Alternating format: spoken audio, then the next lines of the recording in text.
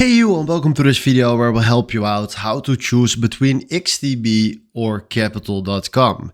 And before starting this comparison video, I want to tell you one thing, and that is I won't tell you which platform is better.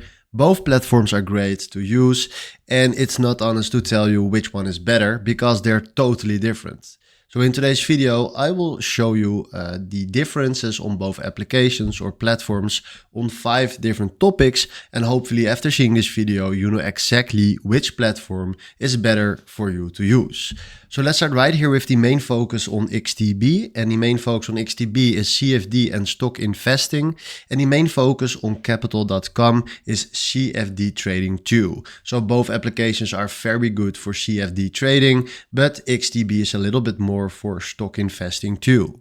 If you look to XTB, XTB is the best for active traders and CFD users, and capital.com is the best for CFD traders seeking a simple modern platform. If you look to the trading tools on XTB are more for advanced charting, CFDs, stocks and ETFs, and the trading tools on capital.com are more for CFDs on forex, stocks, indices and commodities and crypto.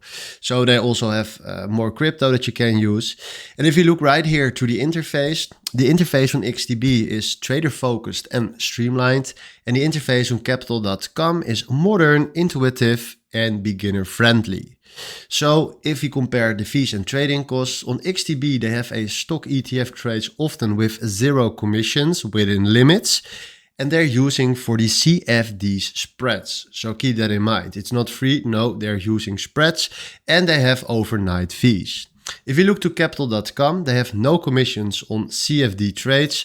Costs mainly come from the spreads and overnight financing. So that's exactly the same on XTB. So if you ask me in a quick summary, which one is better to use? In my opinion, XTB is better if you want to do on active trading, CFDs, commission-free stock ETF investing within limits.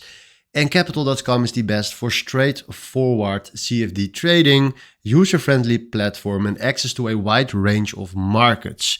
So in my opinion, it's a little bit the same, but I think when you want to do more on crypto, commodities, indices or stocks, I think it's better to use capital.com. But hey, that's your own opinion. I told you in today's video the differences between those 5 topics. And hopefully after seeing this video, you know exactly right now which platform is the best for you. So for now, thanks for watching and have a wonderful day. Ciao.